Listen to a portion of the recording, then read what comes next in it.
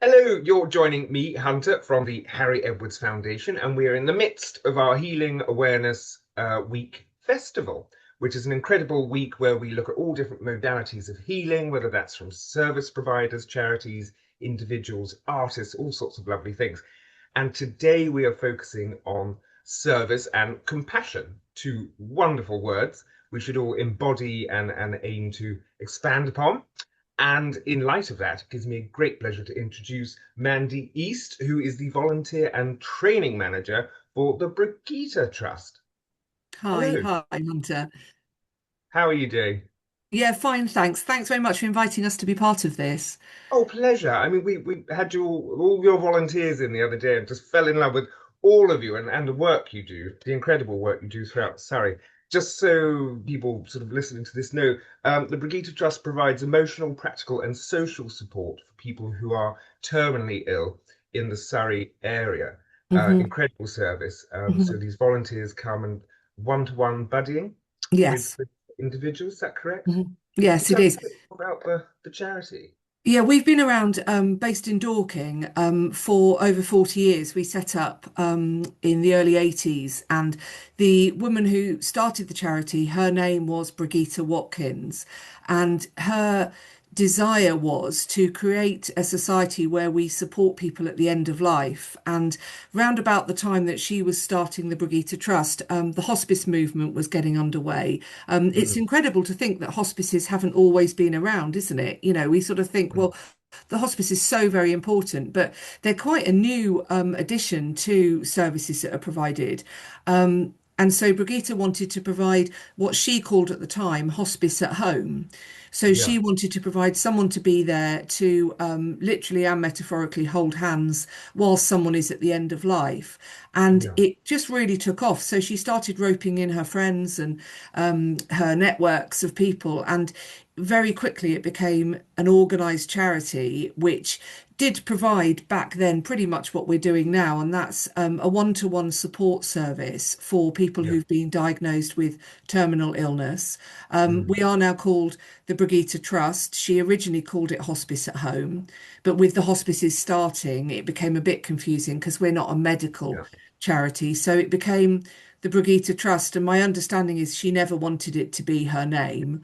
Um, Very modest, a bit like dear yeah, old Harry Edwards. yeah, I think so. I think there's definitely a bit of a link there. I mean, I don't think she saw herself as being the real trailblazer that she was, that she is, and there's never been a need to change the name. I mean, there's always been discussions about it over the years, but we quite like that connection. I think in the same way as Harry Edwards, actually, it's just it Yeah, really shows where it came from, and it was that one person starting it.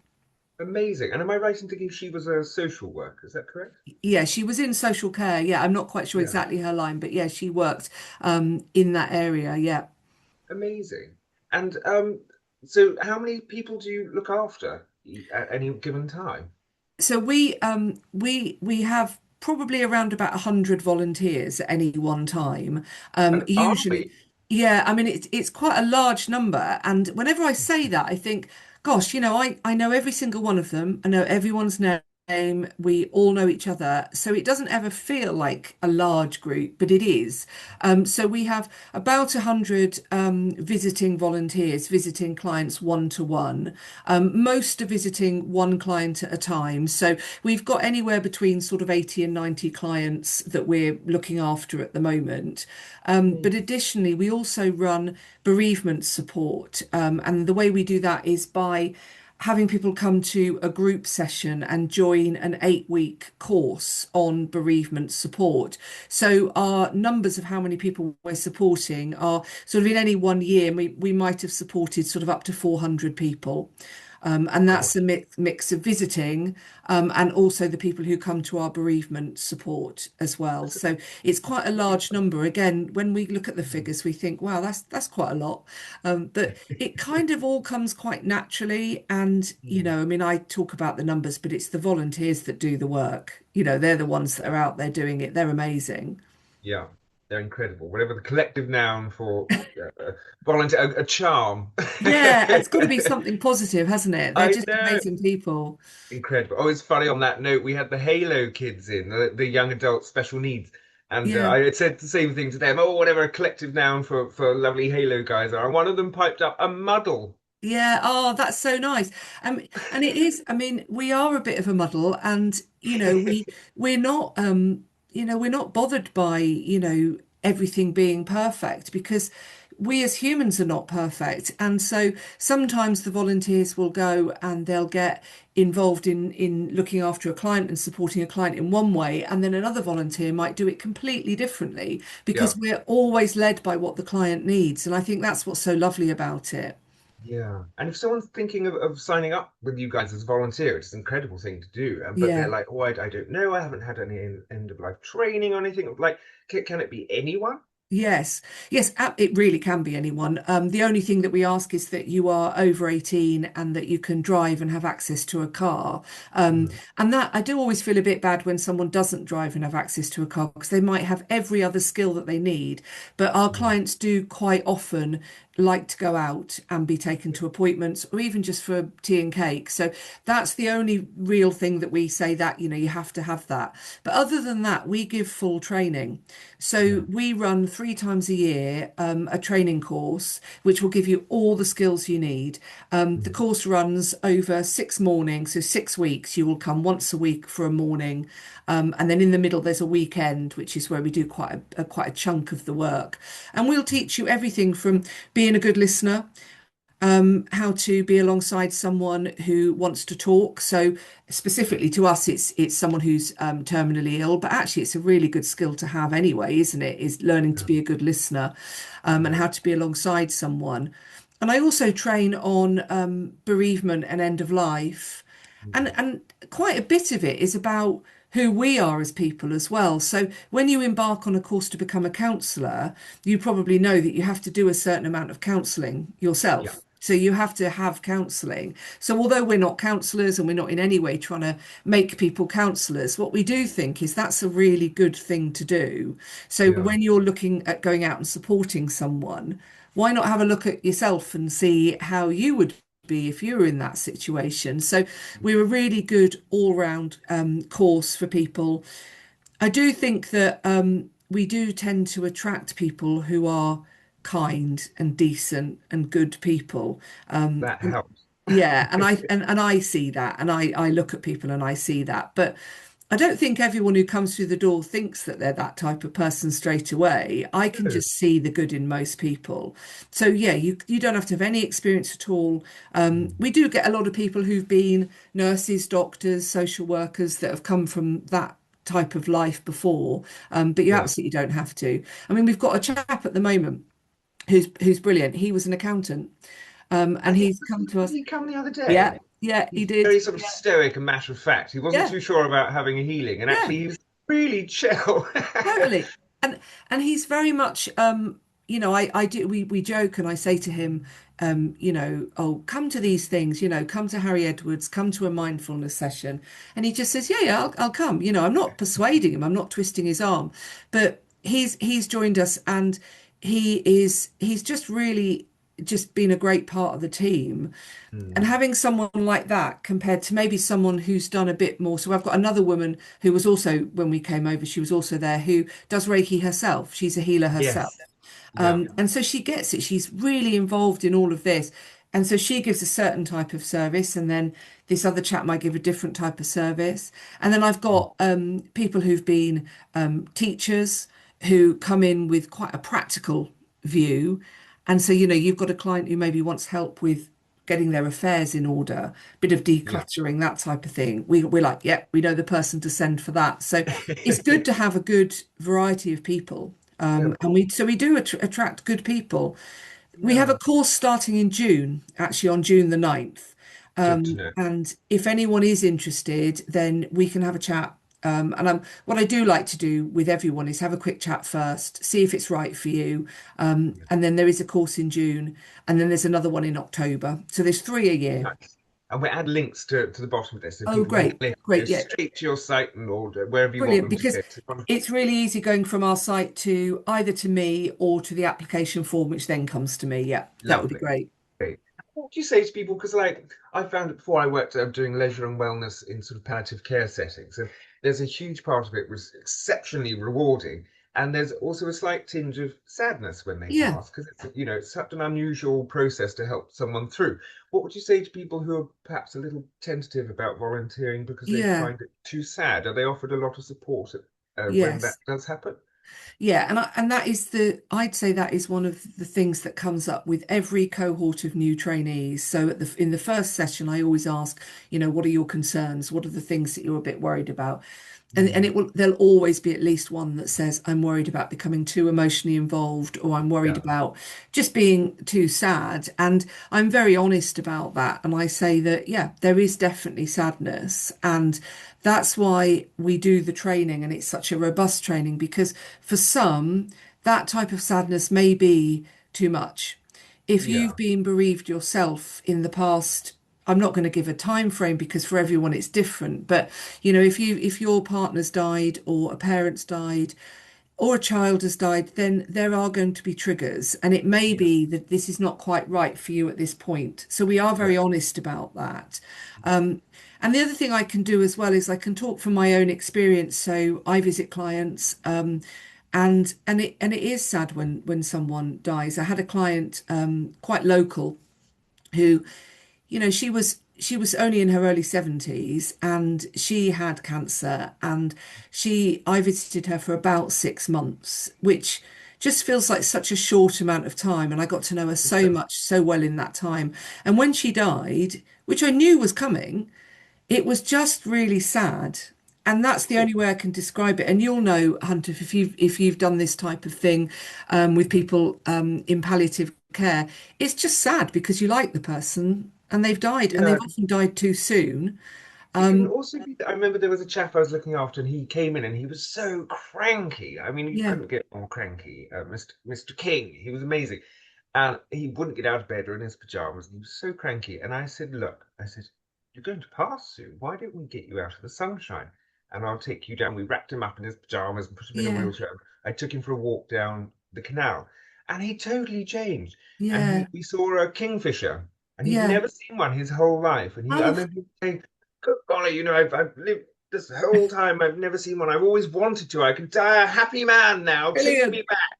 It was so Oh, sweet. But it, And that but was so it, don't you think rewarding. it needs someone like you, like our volunteers, to be brave enough to have that conversation? What you did there was something that many, many people, I'd say the majority of people wouldn't do. You address the fact that you are in the end stage of your life now.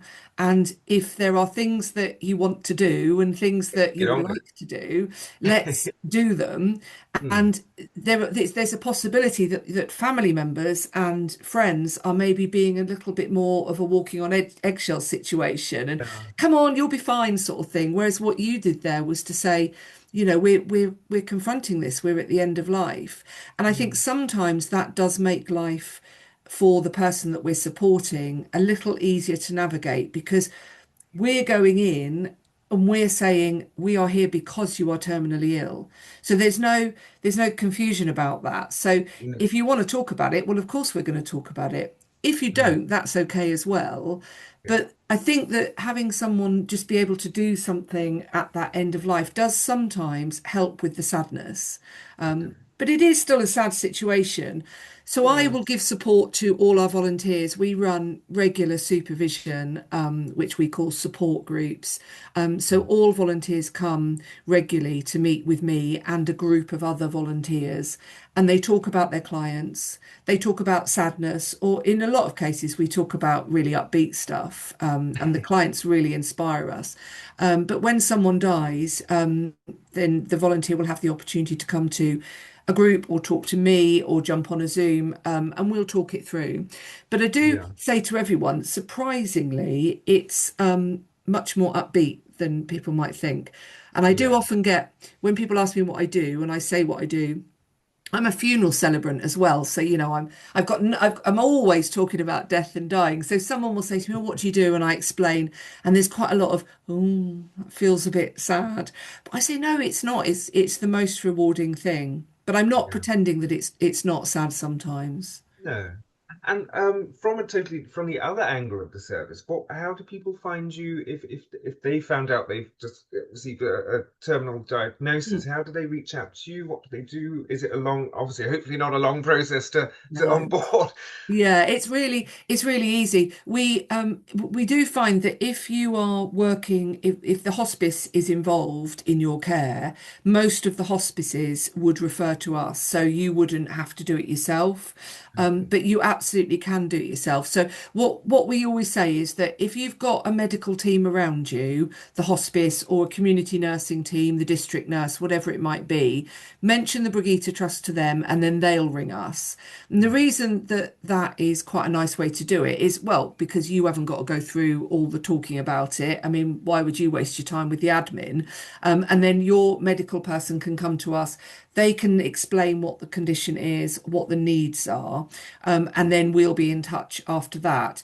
But if that's something that you just think, well, that's unnecessary, I'll just pick up the phone, you just Yeah, literally pick up the phone. And when you put the link on, there's a link from our website which is about referrals. So if it says something like referrals, and then there's a yeah. number on there, and you And just just so ring. people are aware, like alongside their hospice care, their end of life care, their if they're with Sam and Woking and Sam Beers Hospice, or with what's the other biggie? Princess Alice and Yeah, Phyllis Tuckwell, yeah, Phyllis and St Tutwiler. Even Catherine's. if you're working with them, your service can work alongside and Yes, provide more social and emotional support, whereas they yes, provide more of a practical, yeah, medical, bodily yeah. assistance.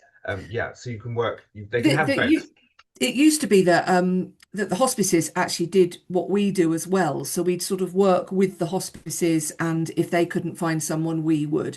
But because hospice funding is just so sparse these days, they haven't got the resource to do that. So we do actually dovetail really nicely with them giving the medical care, and we come in for the more emotional, practical, and social support.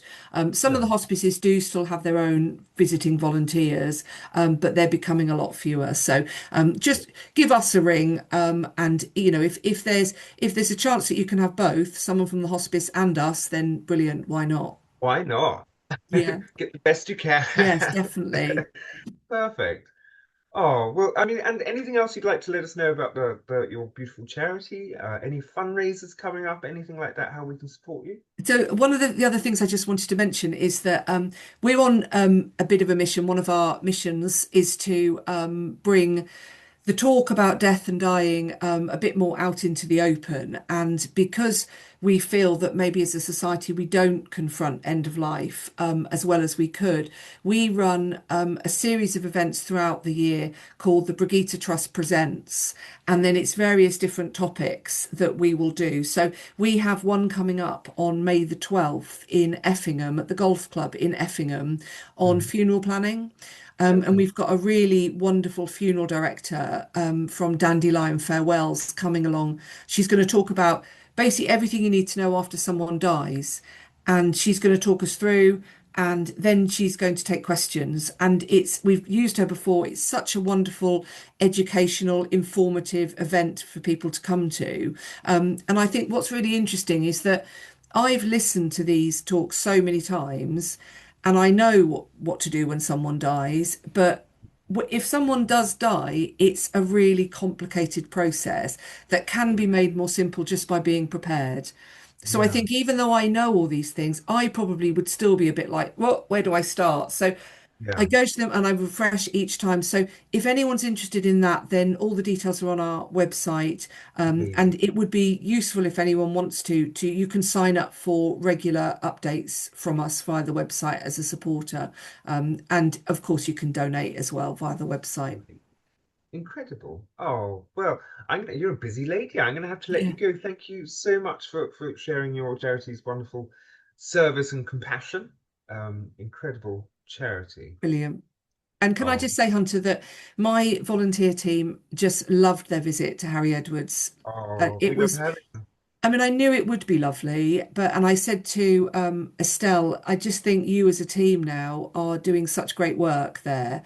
It just feels like you really get the point of it, and we have in the past. I mean, we've known about Harry Edwards for years and years, but it feels like you've had a real refresh We recently. have.